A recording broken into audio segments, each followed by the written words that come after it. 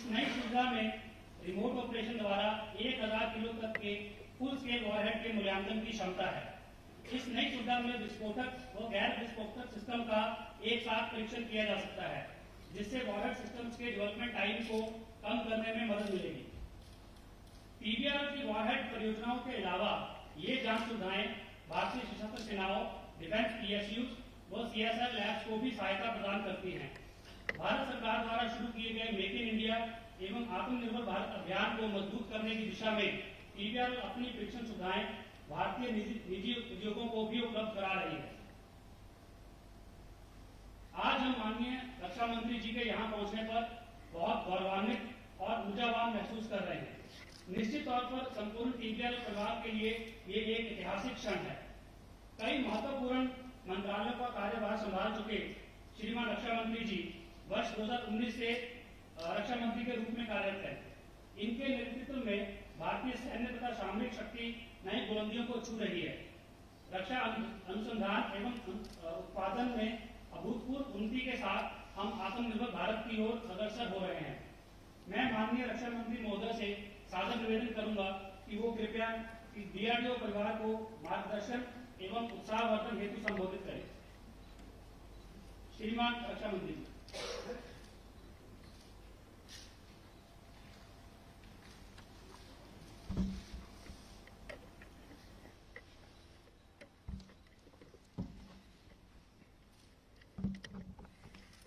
Chief of Defence Staff, General Bipin Rawat, Secretary DDI R&D and Chairman DRDO, Dr. G. Satish Reddy, Air Marshal Sandeep Singh, Vice Chief of Air Staff, Dr. BHVS Narayan Murthy, Director General, MSS DRDO, Sri Prateek Kishore, Director PBRL, and the former directors, Sri Balakrishnan ji, former director V.S.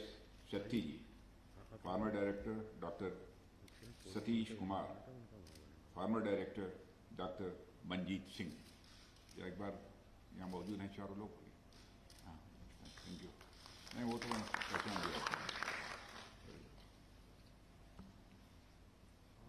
Shri Satyanarayan ji Nuwal, CMD solar industries India limited Nagpur. वैसे आपको मैं दूसरे नाम से जानता था, लेकिन solar industries जब मैंने देखा तो मैं कंफ्यूज हो गया थोड़ी देर। Shri Manish Gupta, chairman CII Chandigarh chapter. यहाँ उपस्थित DRDO के डिफरेंट लैब्स के हमारे डायरेक्टर्स और हमारी आर्म फोर्सेस के रिटायर्ड सीनियर ऑफिशियल्स और इस इवेंट में उपस्थित अन्य सभी पार्टिसिपेंट्स, मीडिया के मित्रों, देवियों और सज्जनों। ये जो कंडक्ट कर रहे थे उसका क्या नाम बतलाया? Doctor Prince Sharma. Doctor Prince Sharma जो इस कार्यक्रम का संचालन कर रहे थे, उन्होंने कहा कि आज हमारे रक्षा मंत्री जी हमारे इस कैंपस में आए हैं, हम लोग अपने को गौरवान्वित महसूस कर रहे हैं। लेकिन उन्होंने सही बात नहीं कही है, इसमें सच्चाई नहीं है। सच्चाई तो यह है कि इस कैंपस में आकर आप जैसे वैज्ञानिकों से मिलकर मैं स्वयं को गौरवान्वित महसूस कर रहा हूं।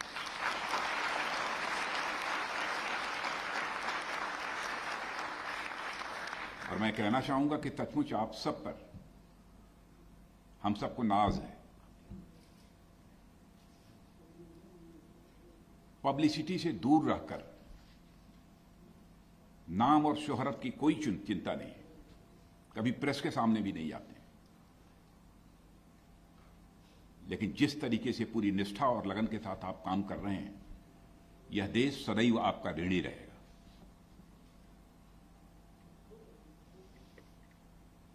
और आज इस TBRL चंडीगढ़ की विजिट पर आप सबके बीच उपस्थित होकर गौरवान्वित तो अपने को महसूस कर ही रहा हूं, मुझे बेहद खुशी भी हो रही है। और मुझे बताया गया कि किसी समय 2 रूम फैसिलिटी से शुरू हुई यह लेबोरेटरी आज देश को क्रूशियल डिफेंस टेक्नोलॉजीज और कैपेबिलिटीज प्रदान करने वाली एक महत्वपूर्ण रिसर्च एंड डेवलपमेंट एस्टेब्लिशमेंट बन चुकी है।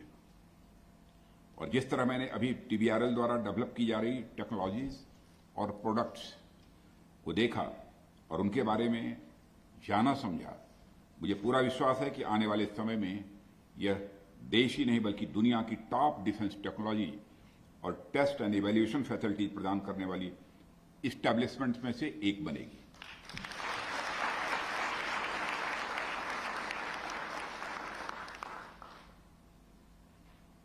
और आज जब मैं इस कैंपस में आया, जब कुछ चीजों को देखा,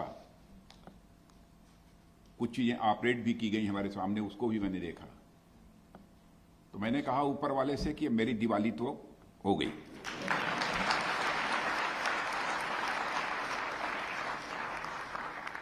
वैसे मैं आप सब लोगों को भी दीपावली की शुभकामनाएं देता हूं। वैसे साल में आप 4, 6, 8, 10 बार तो दीपावली मनाते ही होंगे। मैं डीआरडीओ के चेयरमैन डॉक्टर जी सतीश रेड्डी और टीबीआरएल के डायरेक्टर श्री प्रतीक किशोर और इस लैबोरेटरी से जुड़े हमारे सभी साइंटिस्ट और इंजीनियर्स को मैं हार्दिक बधाई देता हूं, शुभकामनाएं देता हूं। लेकिन इतने से ही मैं संतुष्ट नहीं हूं। मैं आप सभी वैज्ञानिकों का शीश झुकाकर हार्दिक अभिनंदन करता हूं।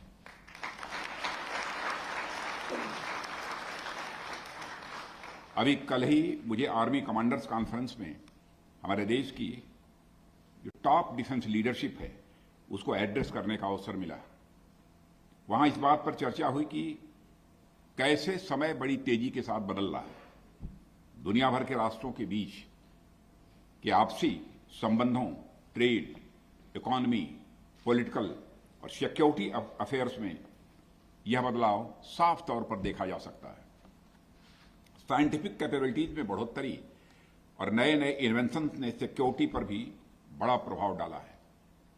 और ऐसे में अपने को किसी भी परिस्थिति से निपटने के लिए तैयार रखना, मैं मानता हूं कि हमारी यह सबसे बड़ी जरूरत है। और मित्रों, आप जानते हैं भारत हमेशा से एक शांतिप्रिय देश रहा है और आज भी है। और किसी भी प्रकार के कॉन्फ्लिक्ट को अपनी ओर से शुरू करना हमारे वैल्यूज के, हमारे मूल्यों के सर्वथा खिलाफ है। पर इसके साथ ही यह भी उतना ही सही है कि यदि आवश्यकता होती है तो हमारा देश किसी भी चुनौती का सामना करने के लिए पूरी तरह से तैयार भी है। पूर्व राष्ट्रपति या महान वैज्ञानिक डॉक्टर एपीजे अब्दुल कलाम भी कहा करते थे कि इस दुनिया में भय का कोई स्थान नहीं है, एक शक्ति ही दूसरे शक्ति का सम्मान करती है। भारत को भी हम सशक्त भारत बनाना चाहते हैं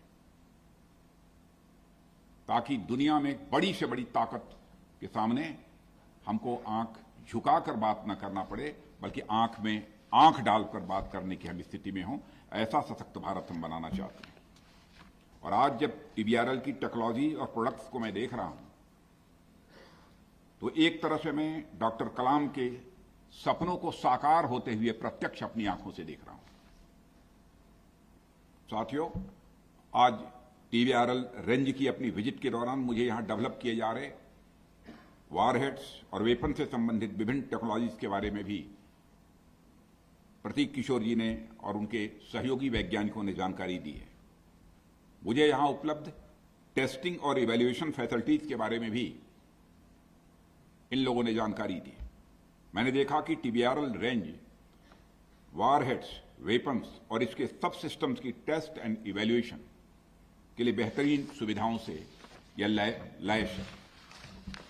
और आप सभी को याद होगा कि अगस्त 2021 में मैंने भारतीय सेना के मल्टी बोर्ड हैंड ग्रेनेड सौंपा था सेना को,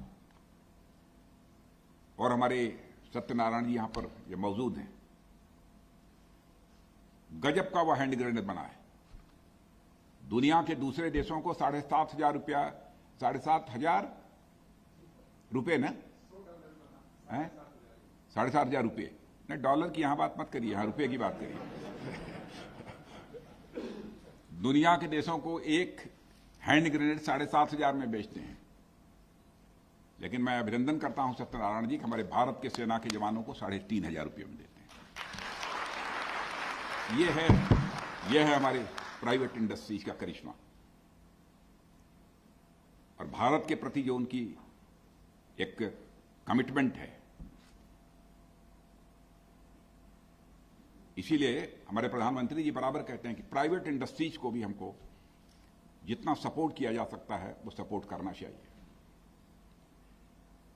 कि लंबी परंपरा चली आ रही थी, इनकी नीयत और ईमान पर ही लोग केवल सवालिया निशान लगाते थे, क्वेश्चन मार्क लगाते थे, लेकिन उनकी कंट्रीब्यूशन की तरफ किसी की नजर नहीं आती थी। लेकिन आज प्राइवेट सेक्टर में काम करने वाली ये जो बड़ी बड़ी हस्तियां हैं उनको भी सम्मान के नजरिए से देखा जाता है। टीबीआरएल द्वारा डिजिग्नेटेड, डिजाइंड और डेवलप्ड यह ग्रेनेड इंडियन आर्म फोर्सेस में शामिल प्राइवेट सेक्टर द्वारा निर्मित यह पहला म्यूनिशन था जो हैंडओवर किया गया इकोनॉमिक एक्सप्लोसिव लिमिटेड नागपुर के द्वारा। और इस ग्रेनेड की सेफ्टी और परफॉर्मेंस पैरामीटर्स इसे वास्तव में वर्ल्ड क्लास बनाते हैं। ये वर्ल्ड क्लास के इसके परफॉर्मेंस और पैरामीटर्स थे और ये हमारे साइंटिस्ट और प्रोडक्शन एजेंसी की कैपेबिलिटीज का क्लियर डिमॉन्स्ट्रेशन है। और मुझे बताया गया है कि इस ग्रेनेड ने प्रोडक्शन में 99.5% से अधिक की फंक्शनल रिलायबिलिटी हासिल की है। माने पक्की गारंटी है कि 99.5% एक्सप्लोड करेगा ही करेगा। मैं इस उपलब्धि के लिए टीबीआरएल और डीआरडीओ को अपनी तरफ से हार्दिक बधाई देता हूं। और साथ ही हाल ही में मेरे द्वारा इंडियन आर्मी के टीबीआरएल द्वारा डिजाइंड और डेवलप एक और सिस्टम बंड ब्लास्टिंग डिवाइस मार्क 2 सौंपा गया है।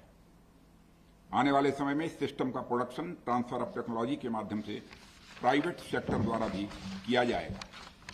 और मुझे बताया गया है कि इस प्रोडक्शन मॉडल की फर्स्ट फेज को सक्सेसफुली कंप्लीट कर लिया गया है।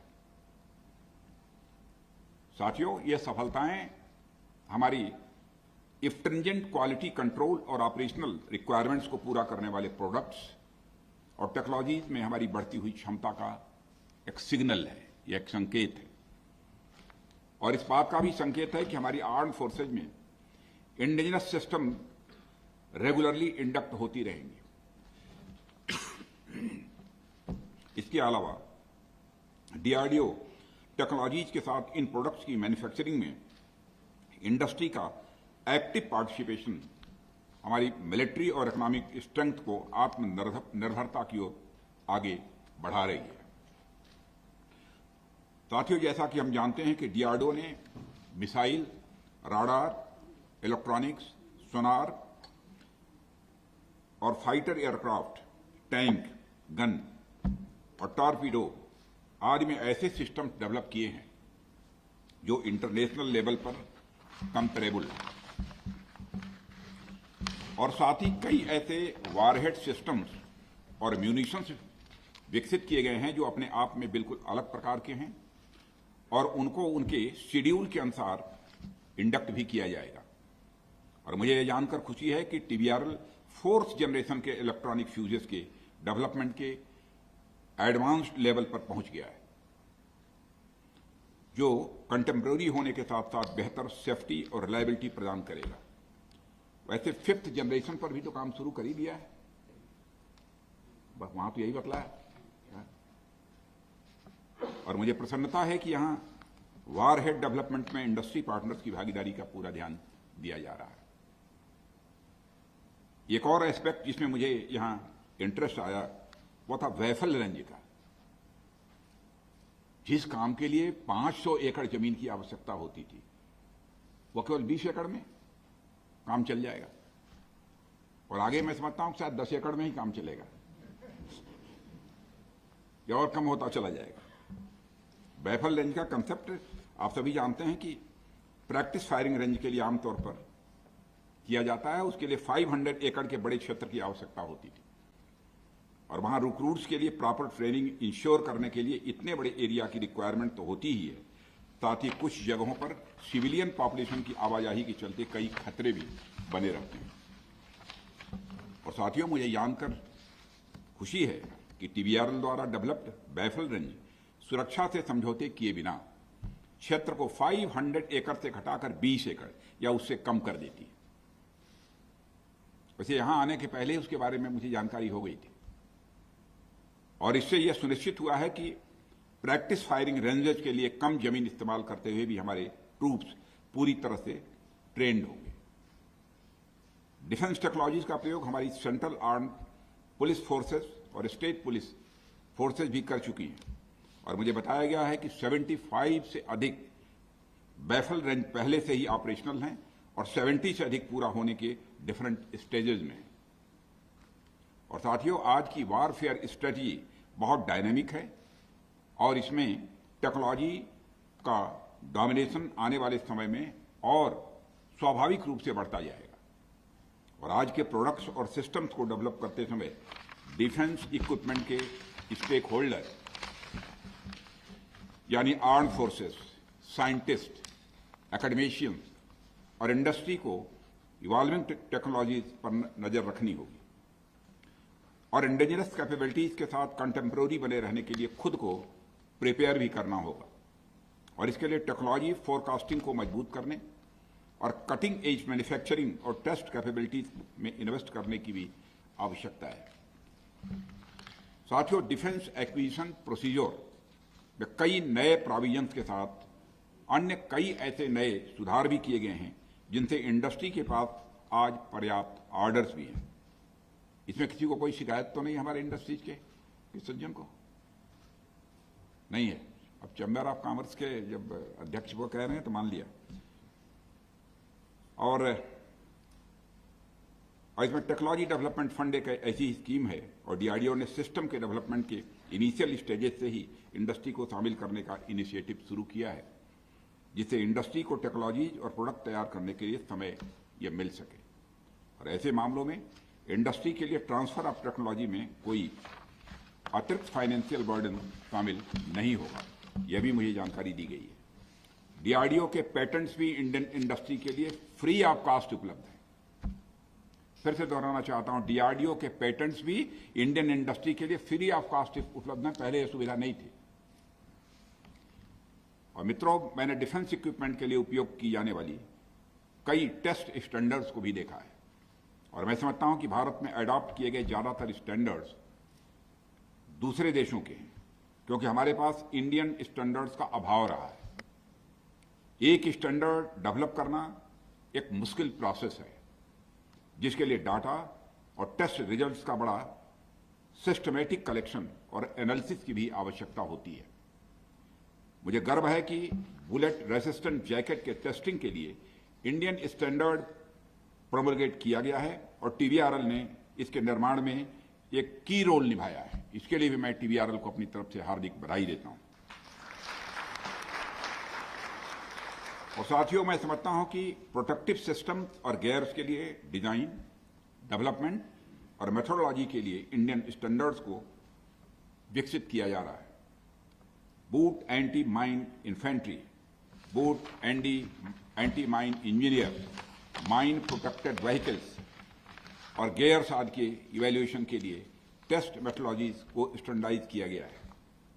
ऐसे इंडियन स्टैंडर्ड निश्चित रूप से भारतीय उद्योगों को खतरे के खिलाफ न केवल प्रोडक्ट को बेंचमार्क करने बल्कि उन्हें फॉरेन मैन्युफैक्चरर्स के साथ कंपीट करने में भी वह मदद करेंगे।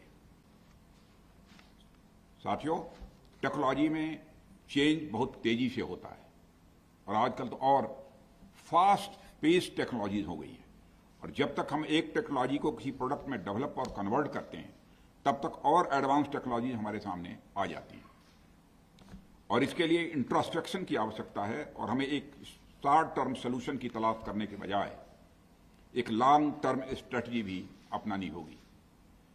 एकेडमिक इंस्टीट्यूशंस को लॉन्ग टर्म पार्टनर्स के रूप में लेना होगा और स्ट्रांग थ्योरेटिकल फाउंडेशन बनाने के लिए नो हाउ के आगे जाकर नो वाई की दिशा में हमको आगे बढ़ना होगा। और मैं समझता हूं कि टीबीआरएल जैसे रिसर्च और डेवलपमेंट इंस्टीट्यूशंस को निकटवर्ती एकेडमिक इंस्टीट्यूशंस के साथ लॉन्ग टर्म बेसिस पर साझेदारी को डेवलप करना चाहिए और इससे एक और एकेडमिक इंस्टीट्यूशंस को कोर टेक्नोलॉजिकल प्रॉब्लम्स पर काम करने को मिलेगा और साइंटिस्ट और टेक्नोलॉजीज को बेहतर एम्प्लॉयबिलिटी के लिए भी तैयार किया जा सकेगा। वहीं दूसरी ओर रिसर्च एंड डेवलपमेंट इंस्टीट्यूशंस को थ्योरेटिकल एनालिसिस से आगे बढ़ते हुए एक्चुअल प्रोडक्ट में कन्वर्जन पर बल मिलेगा यानी यह रिसर्च एंड डेवलपमेंट और एकेडमिक इंस्टीट्यूशन दोनों के लिए यह विन विन सिचुएशन होगी और इससे देश में डिफेंस इकोसिस्टम को भी स्वाभाविक रूप से बढ़ावा मिलेगा।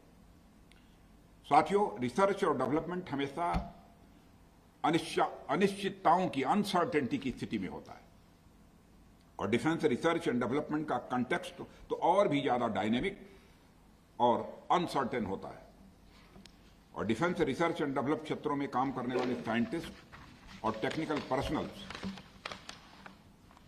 को चेंजिंग इन्वायरमेंट के साथ खुद को अलाइन रखना होगा और बदलते माहौल के साथ खुद को ढालना भी होगा।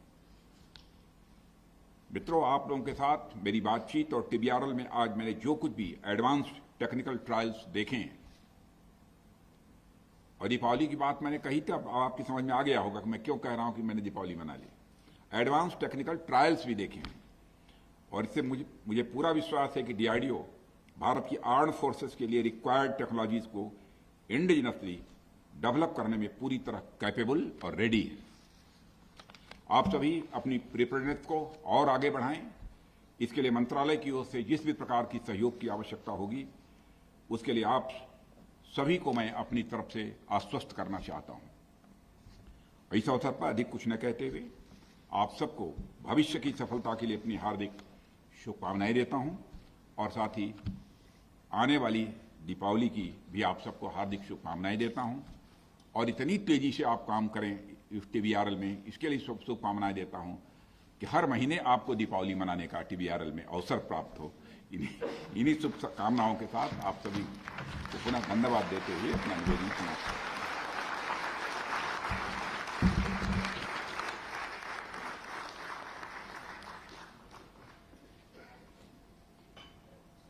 आपके प्रोत्साहन और मार्गदर्शन के लिए बहुत बहुत धन्यवाद माननीय रक्षा मंत्री महोदय।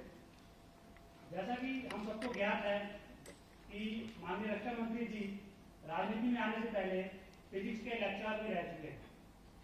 आज भी उन्होंने टीबीआरएल की वैज्ञानिक एवं तकनीकी गतिविधियों का गहनता से अवलोकन किया और अपने बहुमूल्य सुझाव हमें दिए, जो कि हमारे तकनीकी उत्पादों की गुणवत्ता बढ़ाने के लिए अत्यंत उपयोगी होंगे।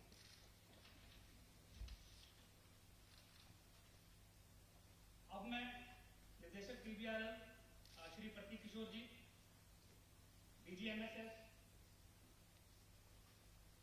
एंड चेयरमैन डीआरडीओ से अनुरोध करूंगा